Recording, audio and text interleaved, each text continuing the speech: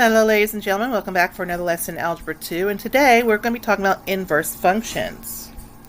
Inverse functions is where you're going to take the x and the y and flip them and find the opposite of the equation that is being there. So here we have y equals 2x plus 3. So all we're going to do, as I said, is we're going to flip the y and we're going to flip the x. So I put the y in place of the x and the x in place of the y. Now we're going to solve for y. Whoops, that should be a 2, not a 3.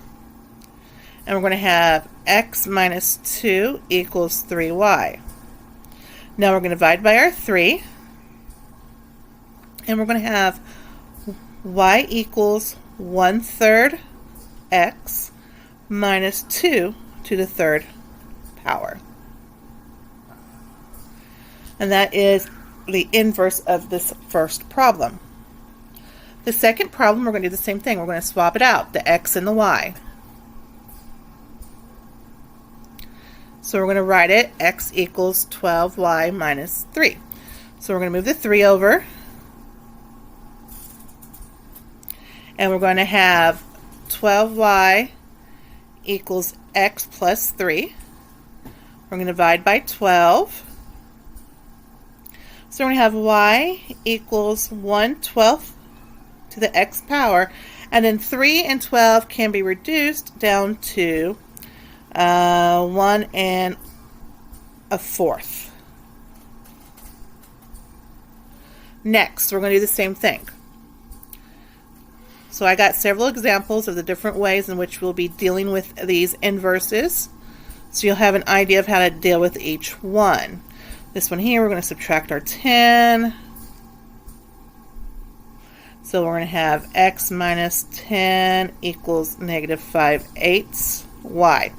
Now back to our fractions from middle school.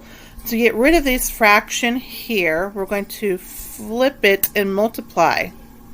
We keep the negative, but we cross everything out, and we go to the other side where it's negative 8/5.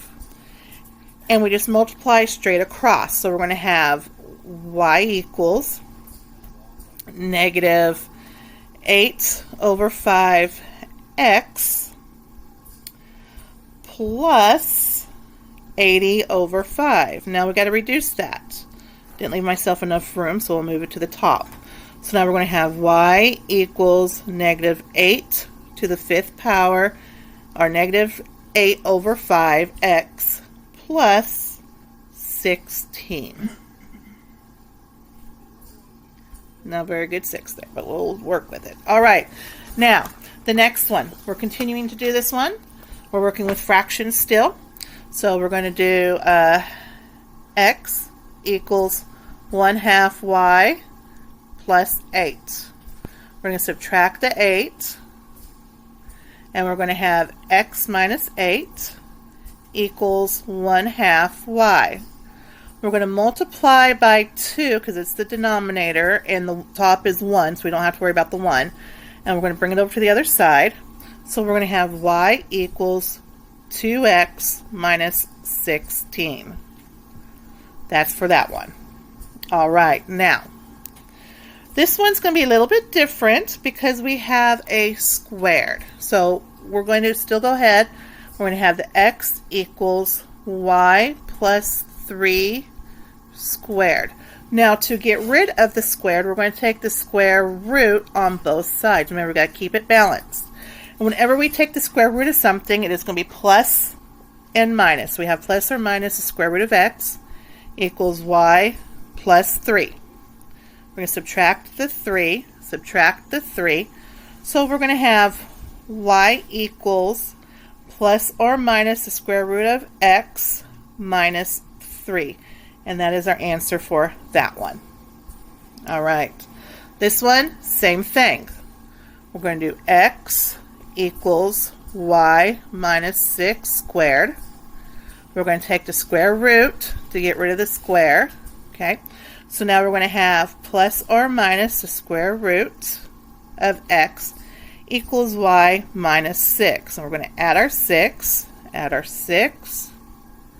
And now we're going to have y equals plus or minus the square root of x plus 6.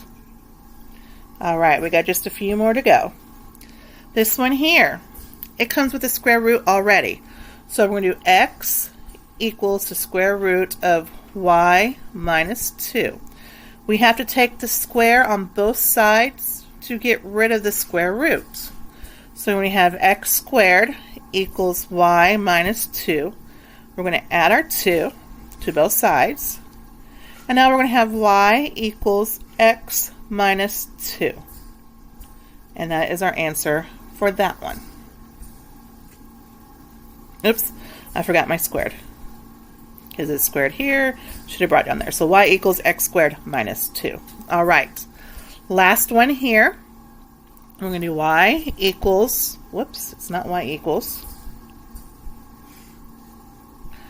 We're going to do x equals the square root of y minus 7. So we're going to go ahead and move the 7 to the other side.